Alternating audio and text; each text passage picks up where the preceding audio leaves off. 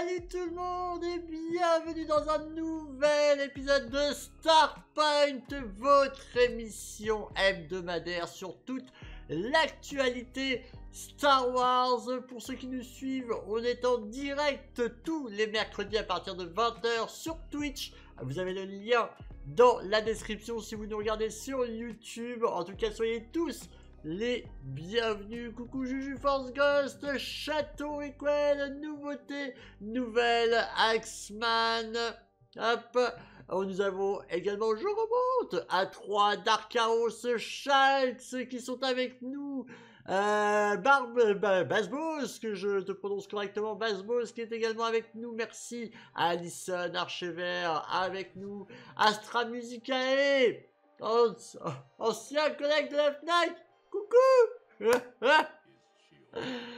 En tout cas, bienvenue à vous dans Starpoint. On va parler pendant à peu près 1 heure de toutes les dernières actualités de Star Wars. Vous allez voir qu'il y en a eu.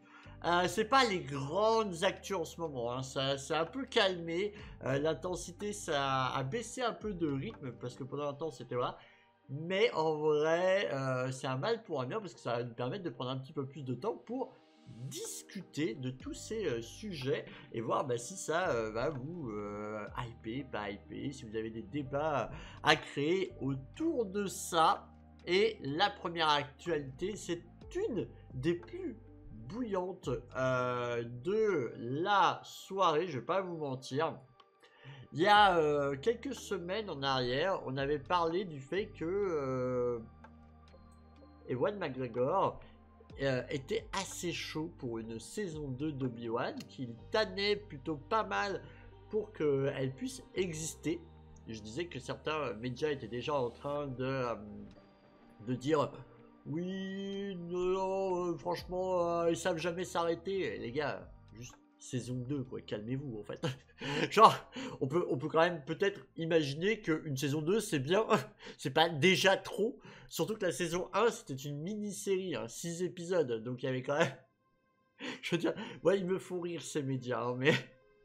Je veux dire, vous avez le droit d'avoir été un peu déçu de la saison 1, mais avoir une saison 2 pour vous dire on peut peut-être faire aussi bien ou monter en flèche en termes de qualité, c'est aussi possible, eh bien c'est cool, c'est plutôt une bonne nouvelle. Revoir Ewan McGregor dans une possible nouvelle saison, c'est quand même une bonne nouvelle. Revoir Obi-Wan, c'est quand même une bonne nouvelle. Donc ça, c'était la volonté d'Ewan McGregor. On en sait un peu plus depuis peu, puisqu'il a été réinterviewé sur le sujet, et il va même plus loin en disant quelques petites choses supplémentaires. Vous allez voir ça, c'est plutôt cool et c'est plutôt bon signe. Hop. Ah bon, alors, ouais, ça fait longtemps que je ne l'ai pas utilisé ce truc là. Hop. Tac. Tac. Et normalement, si je fais ça, non, toujours pas. Ah bon alors, pourquoi il veut plus apparaître? Ah bah parce que voilà. Tac. Tac. Et tac, voilà. On espère juste que ça ne sera pas Deborah Shaw à la réal, ni Nathalie Holt à la composition, et surtout avec un vrai budget pour faire quelque chose de propre. Le truc c'est que, alors déjà en effet t'as raison, le budget n'était pas si faramineux, mais en plus de ça le budget il a été complètement claqué sur les acteurs, hein. Donc c'est vrai que quand tu fais une série Obi-Wan, il faut y mettre le budget là-dessus, je suis assez d'accord avec toi. Coucou la vie, comment ça va? Alors... Ewan McGregor, star de la série Obi-Wan Kenobi, déclare que Disney réfléchit à des idées pour une saison 2. Donc là, c'est en plein brainstorming. On a passé le cap de j'aimerais que. On est au stade de ok, on a compris. Maintenant, trouvons les idées. Et ça, c'est plutôt cool. Ewan McGregor, acteur historique de la prélogie Star Wars, là j'ai pris le site IGN pour information, a renouvelé ses espoirs pour une saison 2 de la mini-série d'Obi-Wan Kenobi, affirmant que Disney et Lucasfilm explorent actuellement des idées allant dans ce sens. McGregor a été interviewé sur la scène de la LA Comic Con et le moment a été partagé sur YouTube par la chaîne Nico 7 Film. On y entend ainsi l'acteur déclarer que le seul projet Star Wars sur lequel il voulait travailler était la saison 2 de la série Obi-Wan Kenobi. McGregor a ensuite fait part de ses espoirs de voir le projet se concrétiser j'espère vraiment que davantage sera fait pour cette série. Par là, je veux dire que l'idée est explorée. Ces propos plutôt vagues sont loin d'être une confirmation qu'une éventuelle saison 2 est en route, mais cela reste au moins plus encourageant que les commentaires faits par McGregor en février dernier, lorsqu'il a déclaré qu'il n'était pas question de développer davantage d'Obi-Wan Kenobi chez Disney. Donc les choses sont un peu en train de bouger. Quant à ce qu'il attend de voir dans une éventuelle saison 2, l'acteur a parlé de scènes flashback avec l'interprète Hayden Christensen, donc l'interprète d'Anakin, et même de revêtir l'armure porté par Obi-Wan dans la série animée The Clone Wars. On sent que la série Ahsoka est passée par là. Des attentes qui ont capté l'attention du public et qui lui ont valu d'être applaudis par la foule. Avec ou sans flashback, McGregor semblait en tout cas confiant avec l'idée que son personnage reviendrait un jour, évidemment, entre la fin de la série Obi-Wan Kenobi et le moment où le personnage est incarné par Alec Guinness. Il se passe des choses qui laissent forcément imaginer qu'il doit y avoir quelques autres histoires à raconter, a-t-il déclaré. Ça, il l'avait raconté il y a quelques temps, justement pendant son étoile. La saison 1 de Obi-Wan Kenobi avait obtenu de plutôt bonnes critiques, mais Disney semble réticent à en annoncer davantage malgré les suites rapidement annoncées d'autres séries comme Ahsoka et même The Mandalorian. Bon voilà, en gros, pour les premières infos, je repose la question, puisque du coup ça évolue et que même Ewan McGregor est en train de donner des pistes un petit peu de ce qu'il aimerait. Est-ce qu'en vrai ça vous chaufferait ou pas sur le chat? Est-ce que voir la saison 2 de Obi-Wan Kenobi qui pourrait se passer à la manière d'Ahsoka, la série Ahsoka a laissé déjà ça se faire, c'est-à-dire d'avoir des flashbacks de l'époque de Clone Wars, de la série animée, donc la série animée Clone Wars, où on voyait Anakin avec sa tenue de Clone Wars, accompagné de la petite Ahsoka. Franchement, pourquoi pas? Ça pourrait être des flashbacks, sachant que on pense à peut-être de la méditation avec Qui-Gon pour justement apprendre ce qu'est le fantôme de force, parce qu'il doit apprendre le fantôme de force, on le sait, hein, donc par les mains de Qui-Gon pour justement pouvoir l'être et sortir cette phrase qui aura beaucoup plus de sens, qui fait qu'il dit à Dark Vador que tu ne me tueras pas, en fait, que tu me rendras plus fort, et donc ça donnerait encore plus de sens. Moi je suis assez chaud, hein, je suis assez chaud. Astra qui nous dit il m'en faut peu pour une fois, un gros fan de service, mais j'ai trouvé ça plaisant la réunion de McGregor et Christensen. Je pense sur un flashback dans une saison 2 sur la montée au côté obscur d'Anakin via Clone Wars serait top. Clone Wars c'est vraiment fait pour ça, hein. On voit des grands moments de colère de Anakin, un opus d'ailleurs qui est dédié à la jalousie, etc. On sent le côté obscur monter en lui petit à petit. Clone Wars est vraiment excellent pour ça, et je te rejoins, hein. En vrai je te rejoins, ça ferait vachement sens. Je suis pour une saison 2, nous dit Tarkin. Pourquoi? Tout simplement pour le lore d'Obi-Wan. Cependant, je ne voudrais pas de nouvel affrontement entre lui et Vador. Je suis assez d'accord là-dessus. Il faudrait un nouvel antagoniste pour l'occasion. Avec Star Wars, ils ont les moyens de créer des personnages forts en charisme, avec de l'humour ou tout autre ingrédient, ce qui fait le sel de cette saga. Voilà, je suis pour, et les haters devraient juste se taire et nous laisser tranquilles entre nous, vrais fans. Non mais voilà, mais en vrai, franchement, ouais. Une saison 2 façon préquelle de la saison 1, en fait, non, un mélange, tu vois, genre, comme tu le vois dans la série, on parle beaucoup de flashbacks, du coup, comme on le voit dans la série Ahsoka, à un moment donné, par sa présence dans le monde entre les mondes, elle a les flashbacks de l'époque de Clone Wars. On peut totalement imaginer qu'il y a un vrai fil rouge qui se passe, parce que là, il parle vraiment hein, de dire qu'il y a du temps entre la fin de la saison 1 d'Obi-Wan et le temps où il devient le Obi-Wan de l'épisode 4, il y a encore beaucoup de temps. Donc, on sait qu'il y a des choses qui doivent être faites avec Qui-Gon, comment connaître la faculté du fantôme de force. Et derrière, on peut totalement raconter une histoire autre, comme vous le dites très bien ici, hein, Tarkin, tu le dis très bien, une autre histoire avec un autre antagoniste, etc., qui pourrait se situer. Ça pourrait être cool, avec, pendant peut-être des séances de méditation, un peu, on reprend un peu des idées à droite à gauche, mais dans Boba Fett, il a des flashbacks dans les moments où il est, en train de se faire soigner. On peut totalement imaginer que pendant des méditations, pour rentrer en contact avec Qui-Gon, il ait des flashbacks de Clone Wars.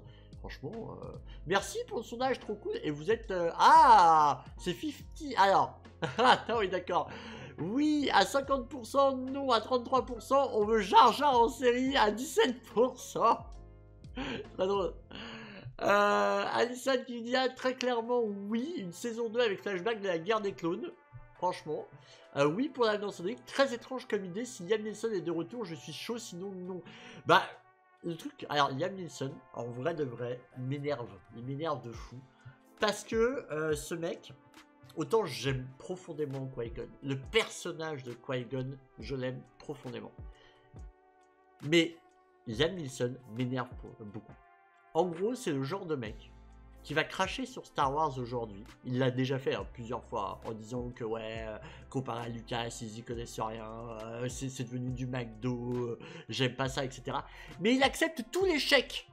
Et l'année où il a dit ça, le mec a quand même joué dans Obi-Wan et il a joué et il a porté sa voix pour Tales of the Jedi. Il a accepté tout l'échec, le bonhomme. Mec, si c'est pas bon pour toi, bah ne le fais pas. Je pense pas que t'aies des problèmes financiers, garçon.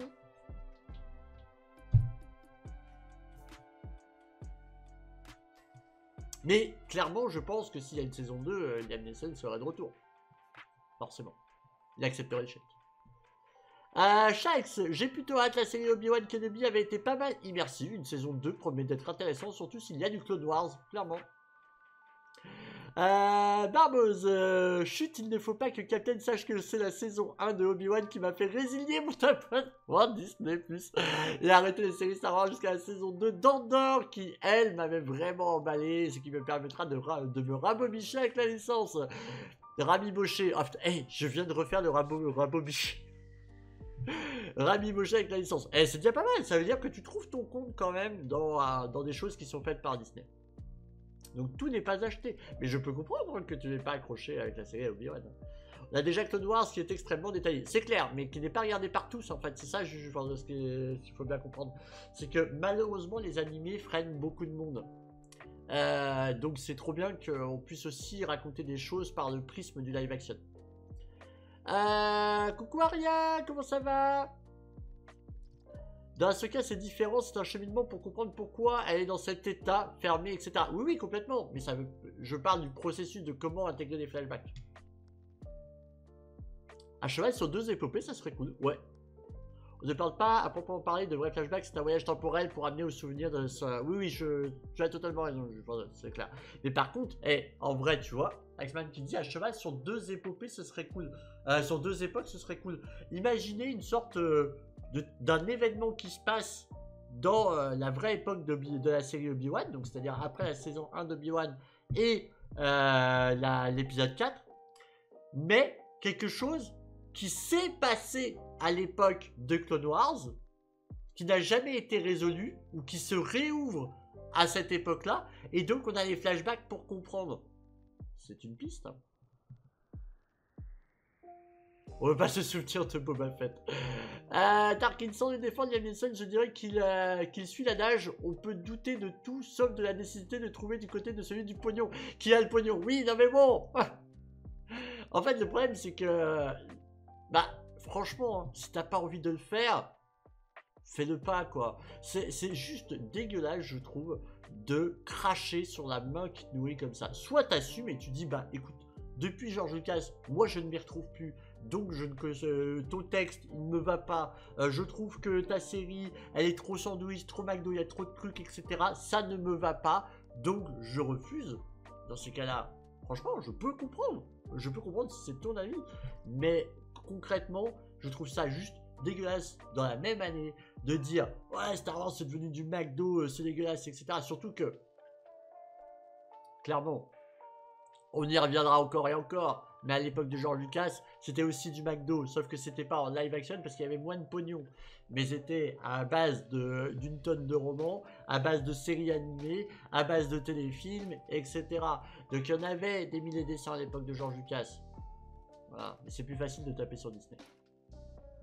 Tac. Astra qui me dit peut-être... Oui, tu. Attends, je remonte. peut-être en savoir plus aussi sur son idylle assez controversée, mais tellement avec la Mandalorienne. Tellement, tellement, tellement, tellement. Attends, mais j'arrive pas à remonter, c'est horrible. Voilà, chez Kenobi, j'en dirai pas plus pour pas spoiler, mais ça n'a pas été parlé, je crois, par live action. Par live action, il y a beaucoup de choses autour de ça dans la série Clone Wars, mais par live action, tu as parfaitement raison. Est-ce que dans... Attends, alors peut-être que c'est un mauvais souvenir, mais dans la saison 1 de Obi-Wan, il parle pas à un moment donné qu'il a été amoureux. Peut-être que c'est un mauvais souvenir. J'ai l'impression qu'à un moment donné, il parle du fait qu'il a été amoureux. Je ne sais plus. Vous allez me contredire si jamais c'est le cas. En vrai, pourquoi pas, oui, mais il faut voir les paramètres pris en compte. Ah oui, ben c'est bien sûr, il faut que ça soit bon. Si c'est pour faire du caca, c'est pas la peine. Ça marche, pas de soucis. Bon, Gigi, merci d'avoir été là, des gros bisous. Enfin, vaguement sur Clone Wars. Oui, voilà. Je crois que l'expression, c'est mordre la main qui te nourrit. Oui, ça. Coucou Letty, comment ça va? Il ne sent pas qu'il ait parlé de son amour. Ouais, c'est possible. Il parle de la mère de Leia, ouais. Oui, ça c'est pendant le petit trajet, là. Il n'y a pas eu un nouveau Lego en dessin animé? Si, tout à fait. Tout à fait. Un film monté en 4 épisodes. Un film à monter. Très sympathique. Pas exceptionnel, mais très sympathique. Écoute, ça va nickel, Letty. Ça va très très bien. Franchement. Content de vous retrouver, content de refaire du Starpoint. Donc ça va nickel. Hop. Allez, bah on va justement passer à l'autre actu. Bah l'autre actu, on va rester dans la convention. Parce que là, du coup, c'est quelque chose qui a été dit pendant une Comic-Con. Et cette fois-ci, on va partir ailleurs. On va partir en France. Précisément, si je ne dis pas de bêtises, c'était la Paris Manga, c'est ça? C'est ça, la Paris Manga. Voilà, qui a eu lieu. Et notre modérateur de chic, de choc et de charme y était en direct et a filmé sur la scène en Andy Serkis, grand acteur, connu dans Star Wars pour 2 rôles, celui de Snoke et celui dans Andor. Et j'ai bouffé son nom, je vous le redis tout de suite. Tac, dans Andor, il s'appelait Kino Loy, c'est ça. La fatigue. Kino Loy, voilà, qui était dans Andor, donc il a eu le droit à 2 rôles. Tu vas à la PGW? Malheureusement non, Tarkin, malheureusement non. Je t'ai envoyé spécial, exactement. Et donc, Andy Serkis a eu une conférence sur laquelle il y a eu quelque chose de plutôt intéressant. Et là, vous pouvez applaudir Axou parce qu'il nous a fait une vidéo spécialement pour Starpoint. Franchement, il m'a fait une petite séquence. Alors, je suppose que tu as filmé pour toi à peu près toutes les conférences, mais il nous a isolé le morceau. Il a dit, tiens, ça va peut-être t'aider pour Starpoint. Et franchement, c'est beaucoup trop cool. Je me tourne une déception. Oh, Tarkin. Il a toute la conférence complète si vous voulez sur ta chaîne. Bah franchement trop bien, allez la voir, n'hésitez pas. Et du coup bah il m'a isolé un petit moment qu'on va découvrir tout de suite et vous allez voir c'est super intéressant. Andy Serkis à propos de quelque chose autour de Star Wars, vous allez voir. Hop, je vous le mets tout de suite. Allez, on va prendre... oui, le monsieur c'est ça? Allez, bah viens alors, allez. Hi. Hi. I wanted to know which character was the hardest to leave behind. Quel personnage a été le plus dur à abandonner? The hardest character to leave behind. Let me think. You know, I'll tell you a story. There was one year, 2000, I think it was 2017, where 3 of the characters that I played died. And that was Ulysses Claw, Caesar and Snoke all died in the same year. And I was devastated. And I think, weirdly, the character that I feel never really fully, you know, I was fully able to explore was Snoke. I mean, the other characters, I feel like they had full lives, you know, they were properly explored. But Snoke, I always felt like there was so much more there. So who knows, maybe there'll be a spin-off series about Snoke one day. Thank you very much. Donc le plus dur, ça a été l'année 2017, où il a 3 personnages qui ont passé l'arme à gauche, notamment César et surtout Snoke.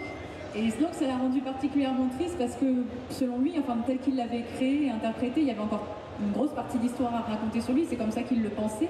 Et du coup, il a l'impression que c'est un peu dommage de l'avoir fait mourir prématurément. And I don't think I'm alone in that thought.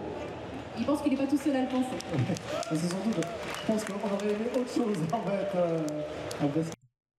Alors, Fredzone, enfin, que vous avez à côté, voilà, alors, on voudrait autre chose. Oui et non. S'il y aurait eu autre chose, bah, il n'y aurait pas eu Snoke. Donc, voilà, vous avez compris. Alors, je rajouterai une petite phrase que la traductrice n'a pas dit, c'est que il espère, mine de rien, bah, pourquoi pas en spin-off. Et en vrai, il y aurait quelque chose à construire, parce qu'on sait que de toute façon, cette création qu'est Snoke, maintenant canoniquement parlant, et ben, elle est née de plusieurs expériences qui datent quand même de l'époque, de toute façon, de l'attaque des clones, qui a emmené à Bad Batch, dont on parle encore, voilà, dans la série The Mandalorian, etc. Donc tout ça, ce sont des processus de création. Voilà, donc c'est pas impossible qu'on puisse revoir Snoke, voilà, peut-être en vrai. En vrai, pourquoi pas dans la série The Mandalorian, tu vois, enfin dans le film Mandalorian qui est prévu, Mandalorian and Grogu qui est prévu. Moi, je me dis que, alors, la manière dont il le dit laisse penser que possiblement que non, mais vous savez que les acteurs doivent mentir, vraiment. Donc, je vous le dis, les acteurs doivent mentir. Ça, c'est extrêmement important. Hein, voilà. Donc, ils peuvent dire des choses qu'ils pensent, mais ils sont obligés de mentir sur beaucoup de choses, surtout en ce qui concerne Star Wars. Et tu me disais, donc, Axou, c'est ton frère qui a posé la question. Mais quelle question incroyable. Merci à ton frangin. Et merci à toi vraiment d'avoir filmé ça. Et il a lâché pas mal de petits trucs comme ça sur les différents sujets. C'est hyper intéressant. Bah, franchement, oui, de fou. Et coucou Modinette, comment ça va? Donc, en vrai, revoir du Snoke, franchement, moi, ça me paraît pas impossible. Il y a beaucoup de choses qui se passent entre l'épisode 6 et l'épisode 7 qui font que l'entrée de Snoke peut totalement... oui, il m'a dit ça, j'étais étonné. Franchement, Snoke était sous-exploité, bien que j'ai été agréablement surpris par la tournure du scénario pour son décès. Ouais. Mais le fait qu'il ne bouge pas beaucoup rappelait l'empereur, et la question c'est comment Snoke et Luke auraient pu s'affronter. Ah moi, je sais pas poser une question. Oh, c'est mignon, Axou. Petit timide, celui-ci. Mais bah, merci à vous deux. Hein. Franchement, merci à vous deux. C'est trop cool. On a ce passage, voilà, et cette parole d'Andy Serkis à propos de Snoke qui est super intéressante. Moi, je dis que c'est pas forcément, voilà, il le dit, et comme je vous l'ai dit, la traductrice ne l'a pas dit, mais on l'entend le dire. Pourquoi pas il dit pourquoi pas dans un spin-off. Pourquoi pas dans un spin-off. Vraiment. Et il y a toute la place aux côtés du Mandoverse pour pouvoir faire l'entrée de Snoke. C'est le seul moment où il a parlé de Star Wars. Ouais, je me doute. Mais oui, mine de rien, Andy Serkis qui aujourd'hui a 2 rôles dans Star Wars. On le rappelle, donc celui de Snoke et celui de Kinonoy dans la série Andor. En tout cas, c'est super bien filmé. C'est un caméscope. C'est une très bonne question. C'est en effet très très bien filmé. Vraiment. Donc merci Axou et à ton frangin.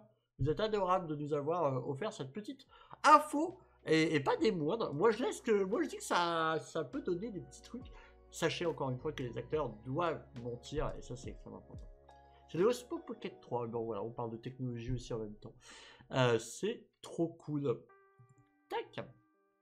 Allez. On va passer à une actualité, mine de rien, aussi assez intéressante. Hop. On va parler de The Acolyte. The Acolyte, donc vous savez, hein, la série qui est toujours pas officiellement annulée, mais dont tous les acteurs crient que c'est un scandale, qu'elle est annulée, etc. Donc bon... Donc bon, on se doute que... Hein, à mon avis, les acteurs, ils ont fait « Mais comment ça, elle est annulée ?» Et ils ont fait « On passe sous un tunnel. » Voilà, donc voilà. Donc, The Acolyte qui n'est toujours pas officiellement de la bouche de Disney annulé, mais qui voilà, est officieusement annulé pour la suite de ses aventures. En vérité, eh bien, nous avons eu le droit, je vous rappelle, il y a quelques semaines de cela, à une info, à une rumeur jusque-là, qui disait que Keanu Reeves avait été approché. Alors, elle avait été relayée par plusieurs sources, cette rumeur-là, comme quoi il aurait pu jouer le rôle de Sol, voilà, à la place de l'acteur de Squid Game. Donc il aurait pu jouer le rôle de Sol. Il a été malheureusement pris par le calendrier pour Ballerina, si je dis pas de bêtises, qui est le spin-off de John Wick. Donc c'est pour ça qu'il n'aurait pas pu faire le rôle. Mais apparemment Keanu Reeves est toujours en pourparlers avec Lucasfilm pour apparaître dans Star Wars. On est tous d'accord qu'en vérité, bah moi je suis pas mécontent qu'il ne joue pas le rôle de Saul parce qu'on a son rôle en fait. Là, on est tout Star Wars, tous les fans de Star Wars sont quasiment unanimes pour dire que c'est Revan. Voilà, allez dans Keanu Reeves, c'est Revan. Voilà. Donc limite, on a échappé belle. Si la rumeur était vraie, on a échappé belle. Sauf que bah du coup on a une confirmation de la rumeur. Et vous savez comment on a la confirmation de la rumeur que ceci est vrai? Eh bien, c'est grâce à Rock Solid Studio. Rock Solid Studio, si vous ne les connaissez pas, regardez, on va aller directement. En vrai, je vais peut-être mieux vous le montrer. On va vous le montrer comme ça pour l'instant. Et je vais vous montrer les artworks parce qu'ils sont très jolis. Ce sont des spécialistes, une boîte externe qui est là pour créer les artworks, les concepts art, les storyboards et tout autre costume, etc. en art, voilà, en artwork, etc. Ce sont des spécialistes pour ça, qui sont embauchés pour beaucoup de projets, voilà, beaucoup d'Heroic Fantasy, etc. Bon, bah, il y a le fameux film Borderlands qui a été un échec total, mais pas que, hein, on voit que c'est pour du film, pour de la série aussi, pour du jeu vidéo, ils ont contribué pour la série One Piece, voilà, ils font de tout, vraiment. Et donc c'est eux qui s'occupent de ça, et vous voyez sur quoi ils ont bossé. Mais nous, ce qui nous intéresse, c'est qu'ils ont bossé sur The Acolyte et qu'ils ont diffusé les artworks des environment design, les concept art des environnements de Star Wars The Acolyte. Alors je vais vous les mettre en grand. Je vais vous les mettre en grand, les amis, parce que j'avais pas... j'avoue que... Ah, attendez! J'ai pas coupé ça, attendez. Tac, voilà. On va faire ça. Et on va faire ça. Normalement, ça devrait être pas mal. Voilà, et on est bien là. Oh, on est trop bien. Ok, couleur de mon artwork de Revan avec la tête de Keanu Reeves. Bah, tu vas voir qu'on n'est pas si loin. Donc, là, on a les artworks. Je déteste les concept art. Vous savez pourquoi je déteste les concept art? Parce que, et c'est normal, hein, c'est toujours comme ça. Sachez-le, c'est toujours comme ça. Les concept art sont toujours monstrueusement beaux, mais c'est jamais comme ça dans la série. Parce que des raisons de budget, parce que matériel, etc. Mais c'est souvent, mais genre, tu vois ça, tu pleures, t'as tellement envie. Ah ben, voilà, genre, t'as tellement envie que ça soit comme ça, donc c'est pour ça. Mais c'est trop beau, vraiment, c'est trop beau, ça fait, c'est les plus beaux fonds d'écran. C'est dans la série The Mandalorian hein, qui se termine toujours justement avec les concept art. Je trouve ça trop mignon de faire ça. Mais du coup, ça jalouse.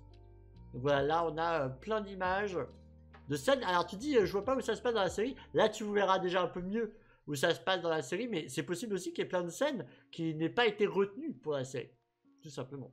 Donc là, vous voyez déjà un peu mieux. Vous voyez que les concept art sont vraiment trop jolis. Hop. Regardez-moi cette ville. Mais pourquoi? Tu vois, ça par exemple, ça n'a pas été retenu. Genre, mais c'est magnifique, vraiment magnifique. Et ça fout les nerfs parce que voilà, tu te dis, ah oui, ils avaient montré ce qu'ils auraient pu être dans la série, mais on ne l'a pas fait. Oui, c'est ça, exactement. Les concept art qu'on retrouve dans les bouquins, l'art 2, mais je sais pas s'ils vont en faire un pour The Acolyte. Ah, c'est pas si sûr, c'est pas si sûr. Mais en tout cas, on les a là et franchement, c'est trop chouette. Regardez-moi ça. Hop.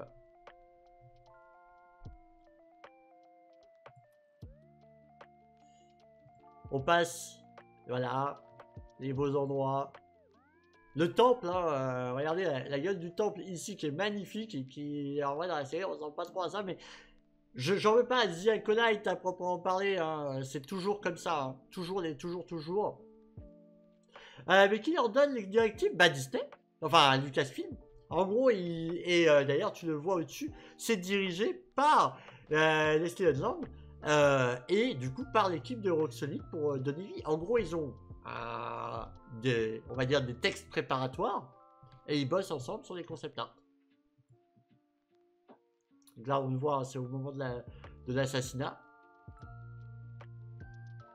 Hop. Je vais te montrer les crédits après, Tarkin. L'arbre qui ne ressemble plus du tout à ça dans la série. Genre. Du coup, c'est un arbre un peu plus comme Elden Ring dans la série.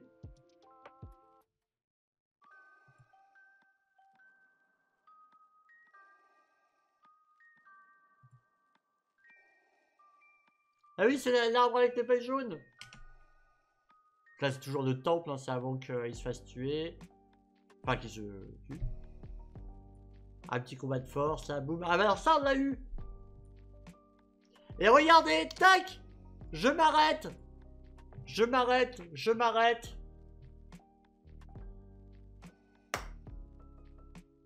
Oui, bah, spoiler, on n'a pas le choix. On affronte des scènes. Une scène qui n'est finalement pas du tout retenue dans la série. Une scène apparemment de confrontation, hein, de bataille, de combat, qui aurait dû être prévue. Je croyais que c'était juste un seul pleur. Elle est incroyable celle-là, Tarkin. Vraiment, elle est très très bonne. Clairement, Francis Lan. Et qui c'est qu'on voit?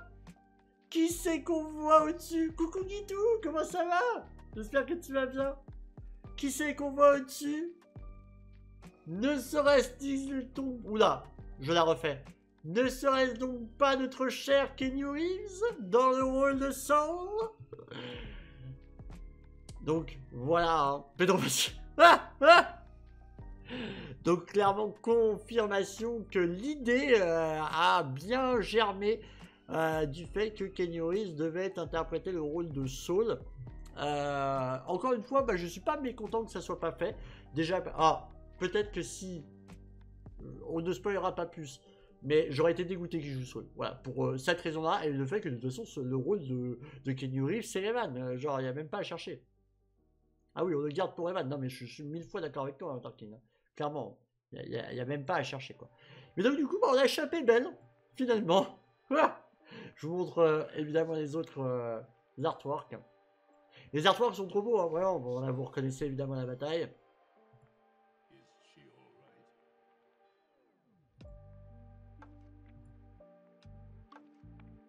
Le village en feu. Il y a des paysages, il y a des choses magnifiques. Hein. Donc là, dans la grotte.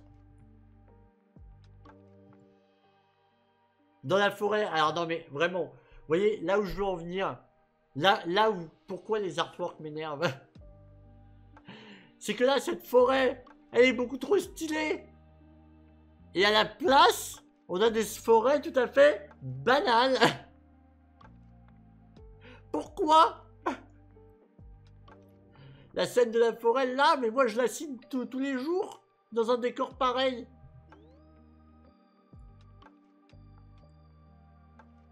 Incroyable. Vraiment incroyable. Les forêts du Kentucky, mais je te jure. Ah, d'ailleurs, on voit un peu, on le voit en tout petit, hein, mais on voit un peu, du coup, que le design de Kimir était pas du tout comme pareil. Hein. C'est super, on est d'accord. Hein. Normalement, la forêt de Kashyyyk aurait dû être les terres d'ombre. Hein.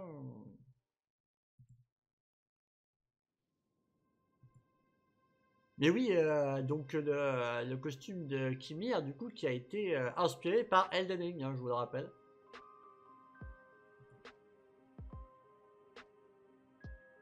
Ouais, non, mais très intéressant, par film.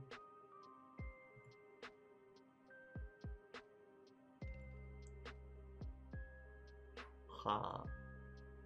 Franchement, il y en a beaucoup des concepts. Hein. C'est beau. Hein. C'est très très beau. Mais je vous laisserai de toute façon regarder plus en détail, en profondeur. Regardez ça vraiment parce que vous voyez, regardez, il y a même les costumes et tout. Il y a vraiment, voilà, on a fait le tour. Si vous voulez les regarder de plus près, bah, ils sont disponibles sur le site Rock Solid Studio. Je peux vous mettre le lien si vous voulez. Attendez, hop, je vous mets le lien sur le chat.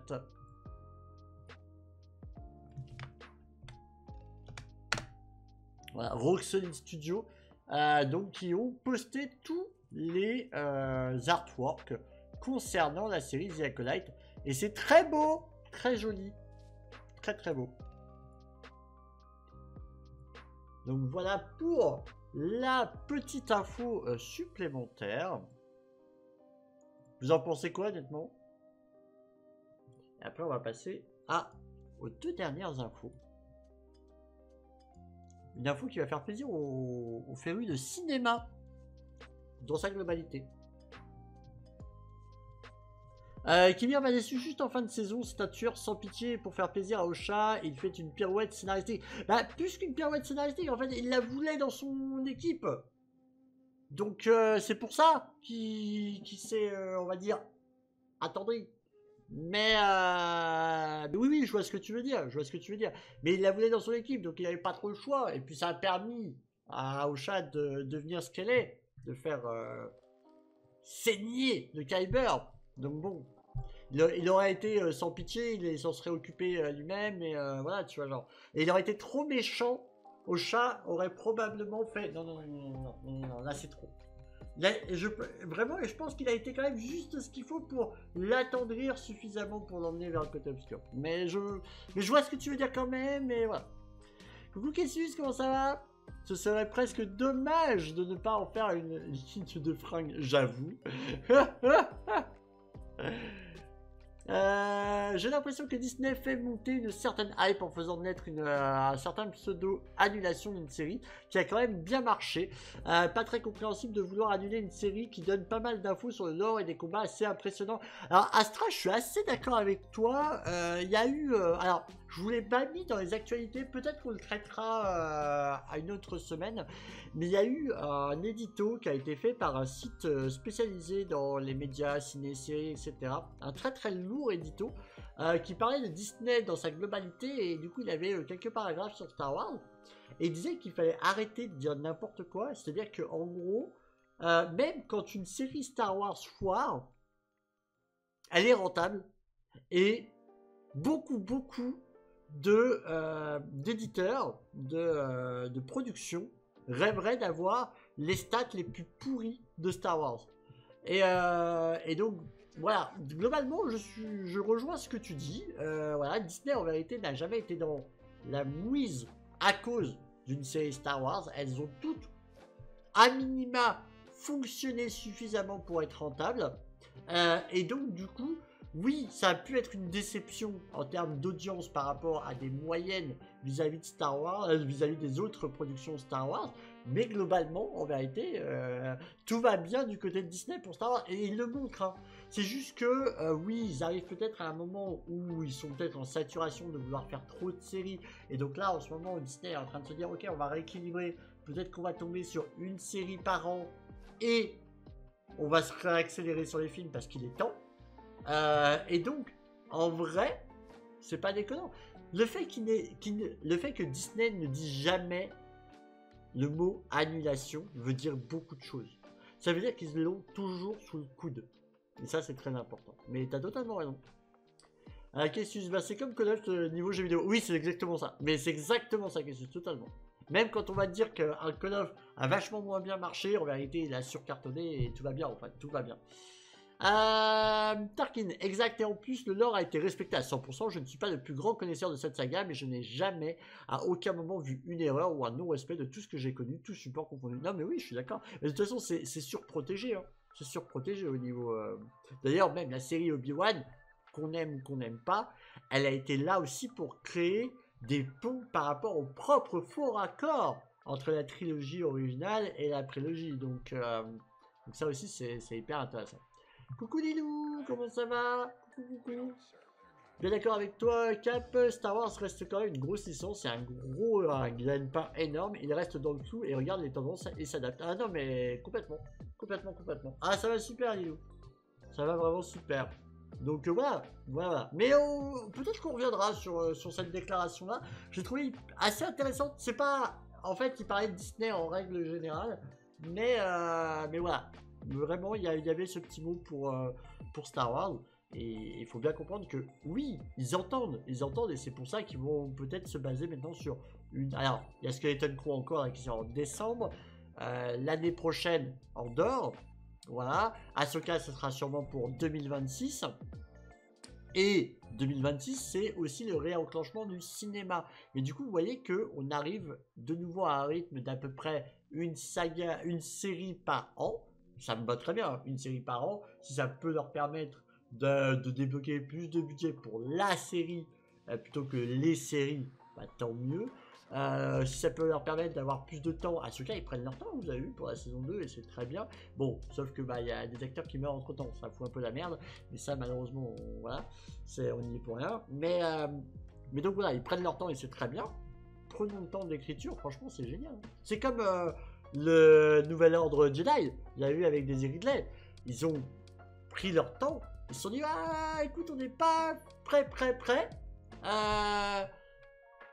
Du coup, on reporte un peu. Très bien, mais très bien. Coucou Steven, comment ça va? Des nouvelles, Captain, d'un What If spécial sur Star Wars? Bah, tu sais qu'en vrai de vrai, Astra, le What If Star Wars, c'est clairement le film Lego Rebel to the Galaxy qui est sorti là en début septembre. Alors, c'est du design Lego, mais c'est du pur What If. C'est du pur What If. Donc, si jamais tu l'as pas vu, je t'invite à le regarder. Il est très sympa. Voilà. C'est pas le film du siècle. Et si t'as pas vu de trailer, tant mieux, parce que beaucoup des meilleures blagues sont dans les trailers. Donc ça, c'était un peu dommage, en vrai. Mais il restait quand même de très bonnes blagues. Mais voilà. Mais par contre, c'est du l'humour Lego. Hein. Donc c'est pas un What If sérieux ou quoi que ce soit. Hein. C'est vraiment du pur Lego. Mais c'est un What If. C'est vraiment un What If. Hop. Et donc sinon, hors de ça, non, pas d'autres infos particulières sur un autre What If à ce niveau-là. Fan de cinéma en tout genre, mais évidemment, vous savez qu'ici on parle de Star Wars. Il y a un documentaire qui va sortir sur une personnalité à qui l'on doit quelque chose d'énorme dans Star Wars. Et évidemment, alors, à tel point que c'est un documentaire général sur la personne, mais que le trailer a été diffusé sur la chaîne YouTube Star Wars. Ça veut un peu tout dire. Est-ce que vous aimez bien les documentaires sur le chat? Est-ce que c'est quelque chose que vous regardez par exemple sur des personnalités de l'industrie, sur des histoires à raconter dans le domaine du cinéma, etc. Est-ce que c'est des choses que vous prenez? Est-ce que vous aimez bien? Axman qui nous dit non. Alors bizarrement, j'ai tendance à ne pas trop te croire, Axou. J'ai tendance à ne pas trop te croire. Oui, j'aime bien, il dit Dark Arrows.